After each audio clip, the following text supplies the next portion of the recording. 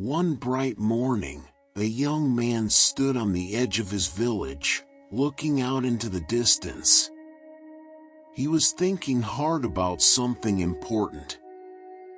He had heard his teacher, a wise man named Buddha. He was not just any man. He was special because he knew a lot about life and how to live it well. He traveled from place to place, sharing his knowledge with everyone. He talked about many things, but one lesson he really loved to share was about the power of staying quiet. Yes, you heard it right. Not talking can sometimes be more powerful than any words. This idea made the young disciple very curious. He thought to himself, I want to see for myself how being quiet can be so amazing. In the world he lived in, people loved to talk. They talked all day about everything. But this young disciple wanted to find something different.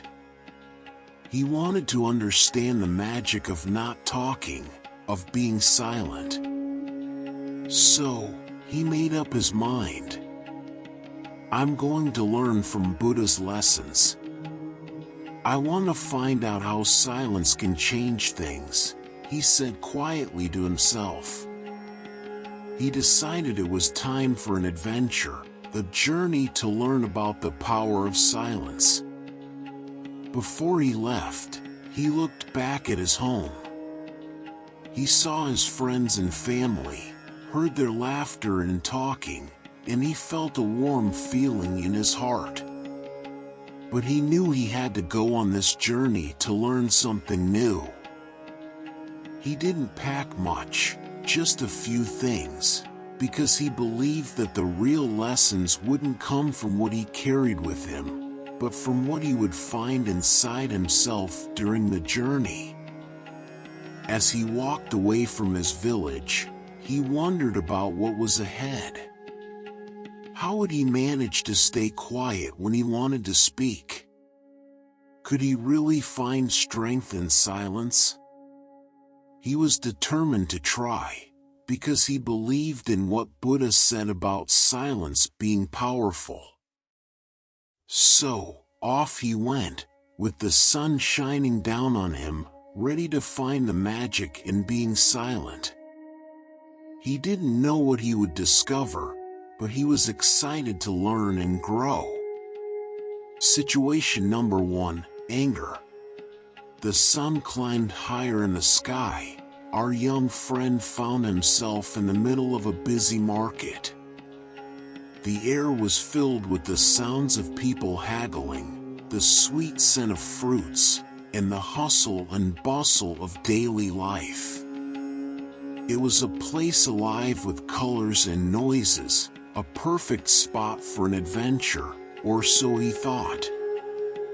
As he moved through the crowd, admiring the stalls overflowing with goods, suddenly, out of nowhere, a loud voice cut through the noise of the market. A merchant, his face red with anger, pointed right at him and shouted, "Thief! You've stolen from me!" The people nearby stopped and turned, their eyes wide with curiosity and concern. Confused and surprised, our disciple realized all eyes were suddenly on him. In the middle of the noisy market, with people all around him waiting to see what would happen next. At that moment, he felt a rush of emotions. He could see the merchant's face, twisted in anger, and the curious. He wanted to shout back, to defend himself, to explain he had done nothing wrong. Buddha once said that staying quiet can sometimes be much stronger than fighting back with words, especially when someone is angry with you. Feeling his heart beat fast in his chest, the young disciple decided to try this lesson right there and then. Instead of yelling back at the merchant who wrongly accused him of stealing, he chose to stay quiet. He stood still, took a deep breath, and looked at the merchant calmly. This was hard to do. Inside, he felt scared and wanted to shout that he was innocent, but he remembered Buddha's advice and stayed silent. The angry merchant was expecting the young disciple to argue back. But when the young disciple just stood there quietly, the merchant didn't know what to do. His anger needed something to fight against, but silence gave him nothing to push back on. The people watching started to feel a bit awkward, wondering why the young man wasn't defending himself. Then, something unexpected happened.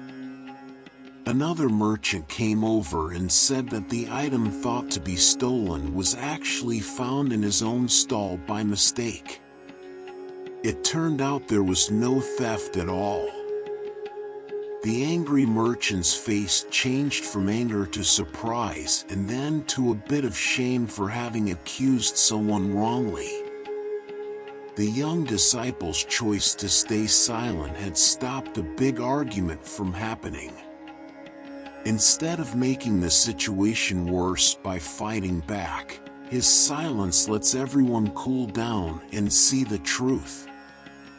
He felt happy inside because he had followed Buddha's teaching and it worked. Walking away from the market, the young disciple felt proud and a bit amazed. He had learned a powerful lesson about how choosing to be silent can sometimes solve problems better than using lots of words. He was excited to see what else he could learn from staying quiet as he continued on his adventure. The second situation: arrogance. After the market, the young disciple continued his journey, feeling a bit more confident in the lessons of silence he was learning. His next challenge wasn't far ahead. As he walked through a quiet village, he heard loud voices coming from a small gathering. Curious, he moved closer and saw a group of people listening to a man speaking with great pride. This man was a scholar, someone who had read many books and knew a lot of things, but instead of sharing his knowledge kindly, he was using his words to make others feel small and unimportant. He boasted about how much he knew and laughed at anyone who asked simple questions. The young disciple felt a little upset inside. He wanted to tell the scholar that being smart should be about sharing and helping, not making others feel bad. But then, he remembered his recent experience with silence in the market. Maybe, he thought, silence can teach this scholar something too.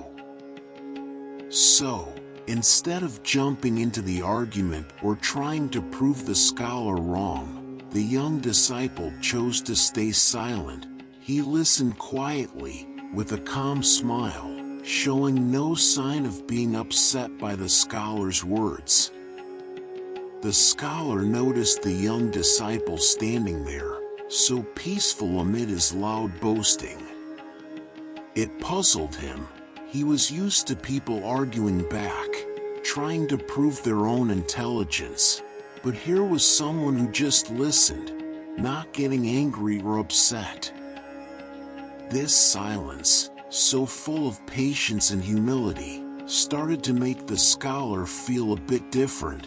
He began to question why he felt the need to boast so much. The more he spoke, the more he noticed the quiet strength of the young disciple, standing there like a steady tree in a storm of words. Gradually, the scholar's tone changed. He started asking others what they thought, inviting them into the conversation instead of talking over them. The atmosphere shifted from one of feeling small to one of learning together. As the gathering ended, the scholar approached the young disciple. "Your silence has taught me more than any argument could," he admitted. "I've realized that true wisdom is not in making others feel less, but in lifting them with us."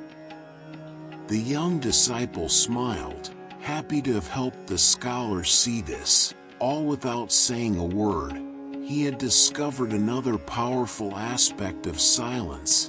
It could gently guide others to see their own arrogance and encourage them to change.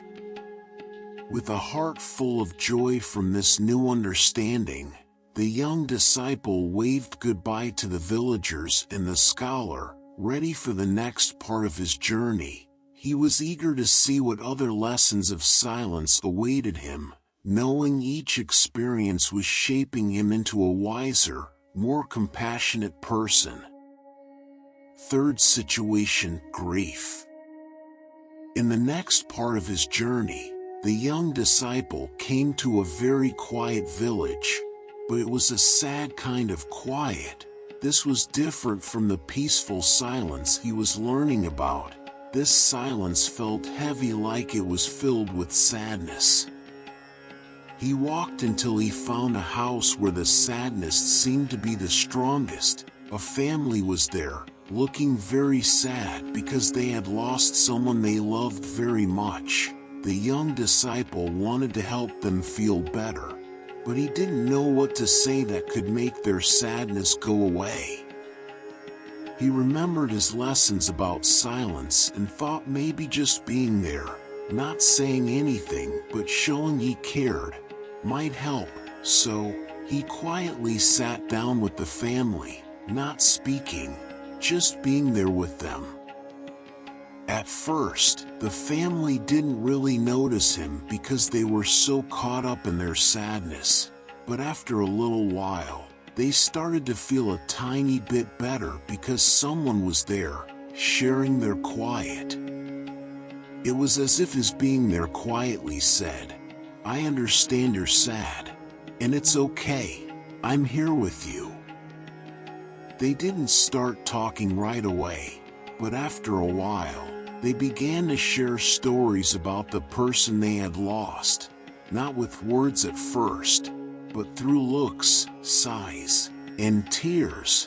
The young disciple listened with his heart, letting them share their memories and love in the quiet space he held for them.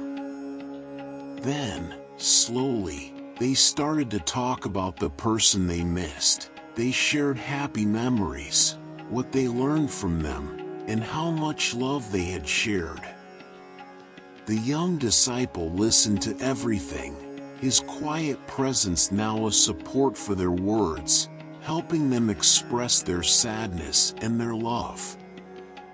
When it was time for him to leave, he smiled at them gently, a silent way of saying he would remember their loved one too. The family nodded back, grateful for the comfort his silent presence had brought them during such a sad time.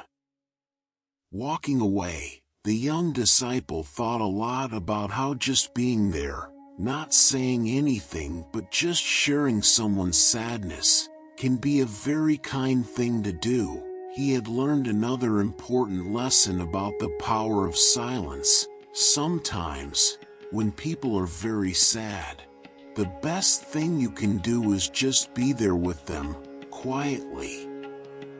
Fourth situation: ignorance. Continuing his journey, the young disciple found himself in a lively town square where people gathered to discuss all sorts of ideas. In the middle of the square, he heard a loud voice rising above the rest. Curious, he moved closer and saw a small group of people listening to a man who was speaking with great confidence. However, the things the man was saying were not true. They were misunderstandings and mistakes about the world. But the man and his audience believed these inaccuracies as if they were facts. The young disciple felt a strong urge to step in and correct the man. He wanted to tell them the real facts because he had learned a lot from Buddha and knew that understanding the truth was important. But then he paused, remembering his journey of learning about the power of silence. So, he chose a different approach. He decided to stay quiet and listen, showing patience instead of jumping into an argument. He stood there among the crowd, calm and attentive, letting the man continue to speak. The disciples' silence was not about giving up.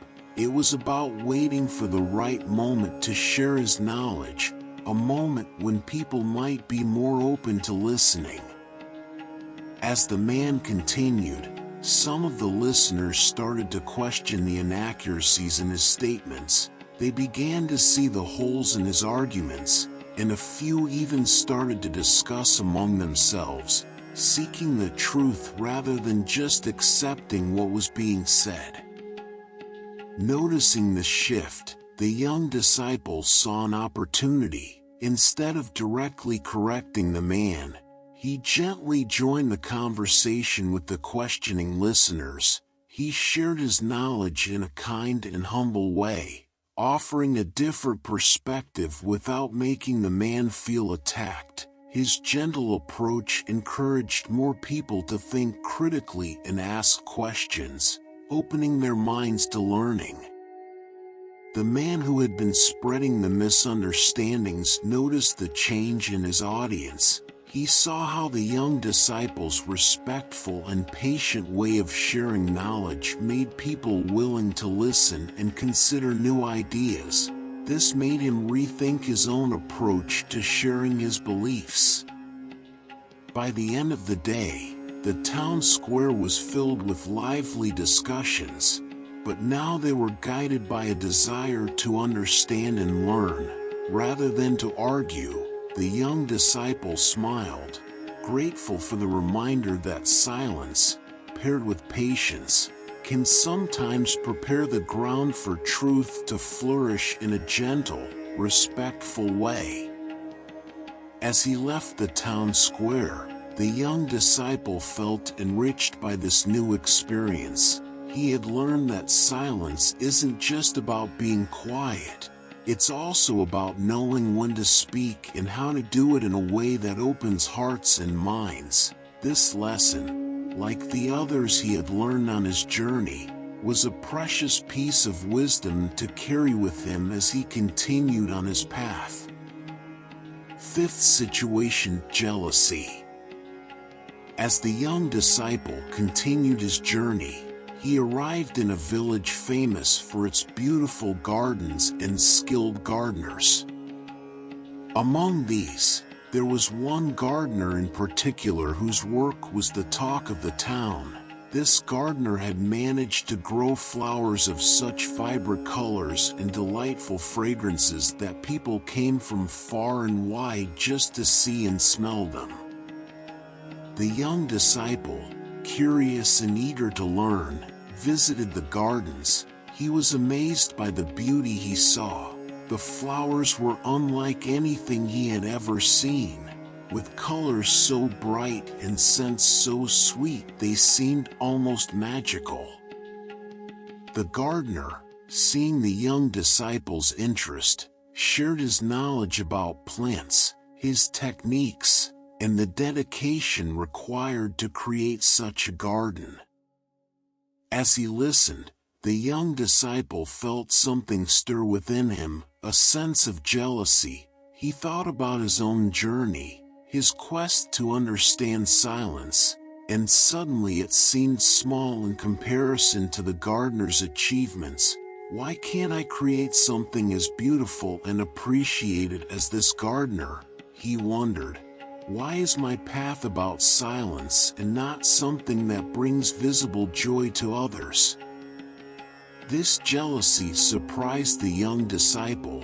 He had learned so much about patience, humility, and the power of silence, but here he was, feeling envious of someone else's success. Recognizing this feeling, he decided to do what he had learned best.